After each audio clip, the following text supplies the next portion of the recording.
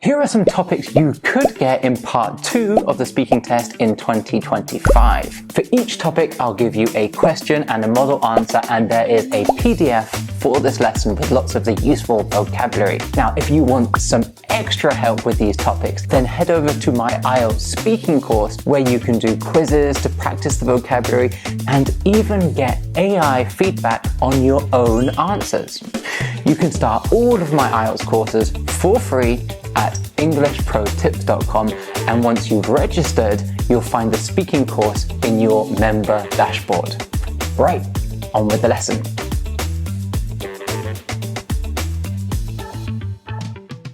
Now in part 2, I'd like you to talk about this topic for 1 to 2 minutes. You may start speaking now. So an object that is special to me is my camera. It's a Panasonic GH5 and I bought it in 2017. I actually bought this camera because I wanted to make lots of climbing videos. At the time I was rock climbing a lot and I wanted a way to record my climbing trips. I remember I did a lot of research on which camera to buy. What was especially important to me was that I could film in slow motion. I love the way that rock climbing looks in slow motion, and I love when people edit slow motion footage to music. In the end, it basically came down to 2 cameras, the GH5 and a Sony camera. I can't remember the model.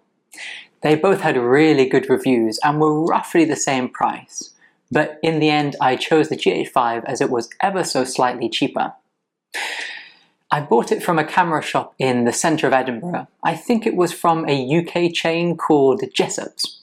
Anyway, they gave me a 1-year warranty, which I was very happy about, as it was probably the most expensive thing I had ever bought for myself. I remember that when I walked into the shop assistant tried to tell me about all of the features of the camera and wanted to help me choose. But I had already made up my mind. I wanted the GH5. When I got home, I was really excited to use my camera. I went on YouTube and did a few online tutorials on how to get good shots. Then around 2 weeks later, I went to Switzerland and made my first climbing video with my friends. I guess one of the reasons why this camera is so special is because even now I use this camera very often. I don't make so many climbing videos as I did before, but I use it to make all the tutorial videos for English Pro Tips. I'm actually using it right now to film this. Hey, I want to show you something really cool that I've developed at EnglishProTips.com. In my speaking course, you can watch the video with a model answer, do some quizzes, learn the useful vocabulary, and then this is the really cool thing. You can type in your own answer here in the comment section, then wait around 30 to 40 seconds and voila, here it is. Sammy, our AI teaching assistant, will correct your answers and give you feedback for free.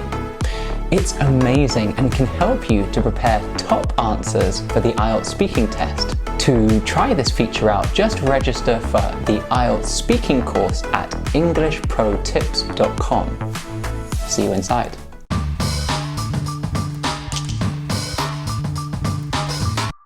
Now in part 2, I'd like you to talk about this topic for 1 to 2 minutes. You may start speaking now.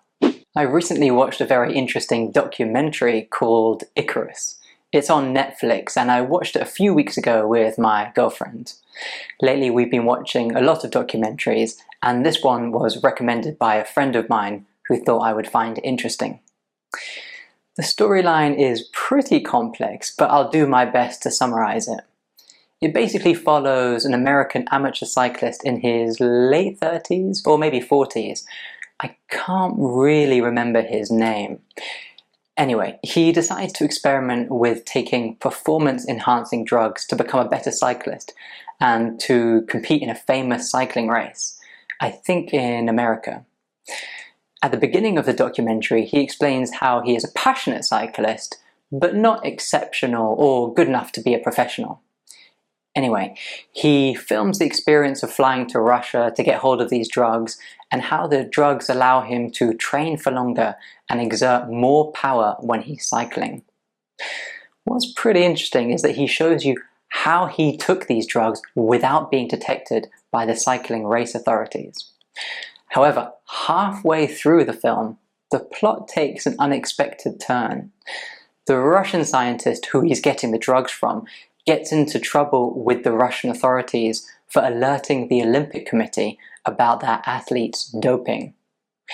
Anyway, the Russian scientist fears that he will be punished or even killed for whistleblowing on Russian athletes. So the scientist flies to America for protection. While he is there, he explains how athletes were able to take performance-enhancing drugs without being caught by the Olympic Committee. It's rather intricate and tricky to explain, but basically they would swap the samples of the athlete's urine so that no trace of these drugs could be found. The scientist reveals how they had actually been doing this for years without being detected. I don't really think I'm doing the storyline justice, but I'd highly recommend it. It gives you a real insight into the dark side of being a professional athlete, and the story is very well told by the director. I would especially recommend this documentary to people who are interested in sports. Hey there, if you're enjoying this activity, then check out EnglishProTips.com, where you'll get help for all parts of the IELTS test: the listening test, the reading test, the writing test, the speaking test. You can start for free at EnglishProTips.com. See you inside.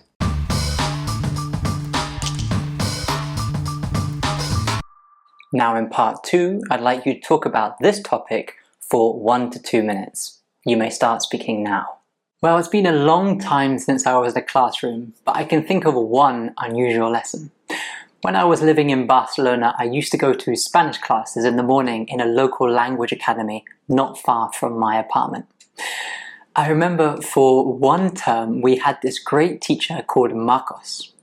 He was a young guy and a very energetic teacher. What I liked about him was that he was always looking for creative ways to teach us Spanish and to encourage us to speak Spanish in class.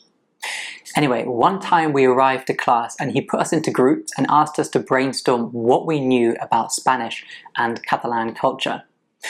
At the time, none of us had been living in Spain for that long, so we didn't know too much. After we discussed what we knew, he made us write down the questions that we wanted to know. Things like, what's the difference between Catalan and Spanish? What's the most popular Spanish festival? Do people in Spain celebrate Valentine's Day? He helped us to form the questions correctly with the right vocabulary and grammar, and then we all copied the questions in our books. After that, and this is what makes the class so unusual, we left the school and went onto the streets to ask our questions to local people. It was a lot of fun, and Marcos helped us to translate the answers that we didn't understand, or when we wanted to know the answers to a different question, he would help us out. I felt a little embarrassed trying to talk Spanish, but it was a great experience and I got a lot of confidence from the lesson. I'll always remember that unusual lesson because it was so out of the ordinary, but actually very effective for learning a language. I remember I was really sad when we got our new teacher. I actually stayed in contact with Marcos, and I think he's still a Spanish teacher in Barcelona.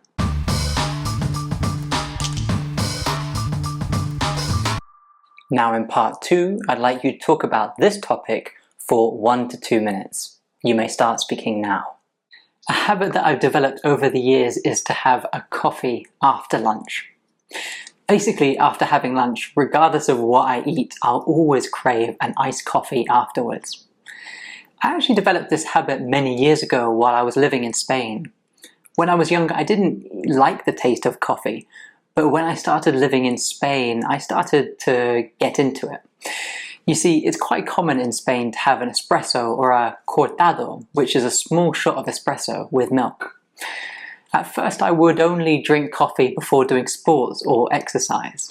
I loved the feeling of extra energy that I got from drinking coffee, and the caffeine would always motivate me to try harder in the sport or run that little bit further. Anyway, what happened was that I got so used to drinking coffee before exercising that I wouldn't want to exercise unless I had a coffee.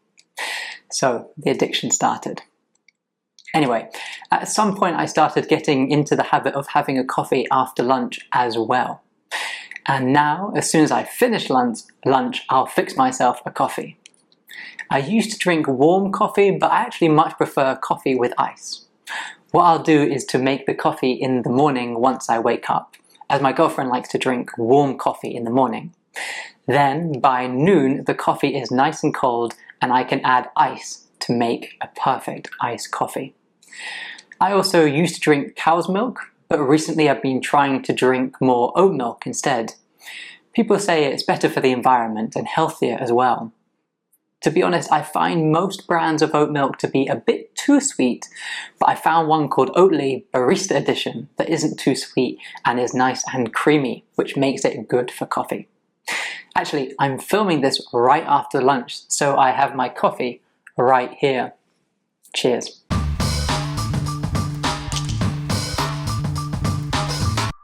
Now in part 2, I'd like you to talk about this topic for 1 to 2 minutes. You may start speaking now.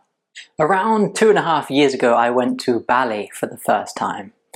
It was a fairly last-minute trip as I wasn't sure whether I could take the time off work. The plan was to visit my friend and his girlfriend, who had headed over as part of a promotional tour for a protein supplement company called Muscle Tech.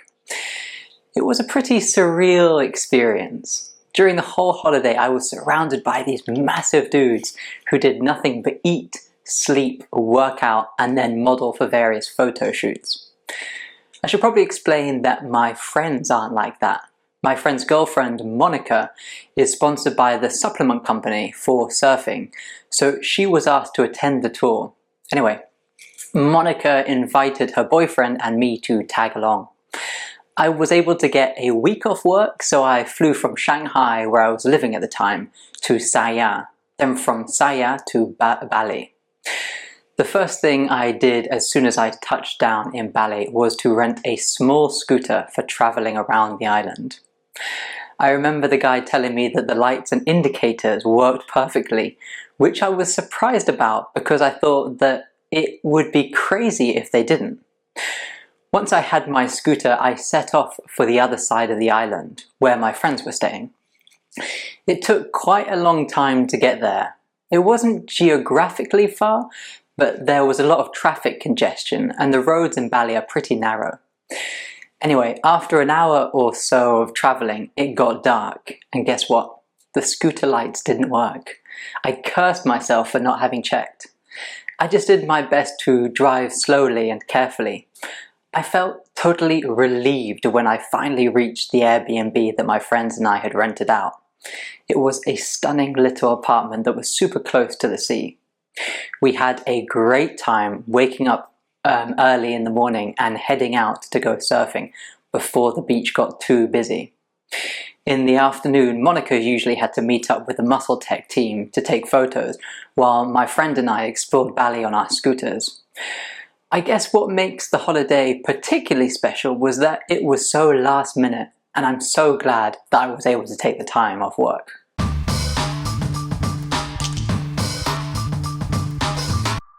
Now in part 2, I'd like you to talk about this topic for 1 to 2 minutes. You may start speaking now. A public place that I find to be especially relaxing is a national park not far from Dublin called Glendalough. It's a stunning area with wide open green spaces, granite boulders dotted around the place, and a large lake slap bang in the centre. I first went out there in the summer of 2020 when Dublin opened up from its first COVID-19 lockdown. I was immediately struck by its beauty. For the previous 4 months I had been holed up indoors because of the virus. It was such a relief to be in such an open space. It was the summer too, so many people were swimming in the lake and having picnics in the grass. It felt like total freedom when compared to the previous months indoors. For the rest of the summer, my girlfriend and I head out to Glendalough fairly regularly. You see, we're both keen on rock climbing, so we took mats and climbing shoes and had a great time climbing on the granite boulders. While we were there, we also met up with other climbers who showed us the various climbing areas around the park. We all got on very well, which was nice as I hadn't been living in Dublin for long and hadn't had a chance to make many friends, especially with it being lockdown and all. It might sound odd to say that a place that I go to do a physically demanding sport is relaxing, but it really is. I guess it's just relaxing in a different way, maybe more psychologically relaxing than physically relaxing. Every time my girlfriend and I headed back from being in Glendalough, we would feel physically exhausted, but with an overwhelming sense of calm and tranquility. I guess many people feel that sense of calm from working out. Anyway, it's really not far from the centre of Dublin, so if you're ever in Ireland, I suggest that you check it out. Thank you so much for studying with me. It's been a real pleasure. Best of luck with all of your studies, and I'll see you in the next lesson. Bye then.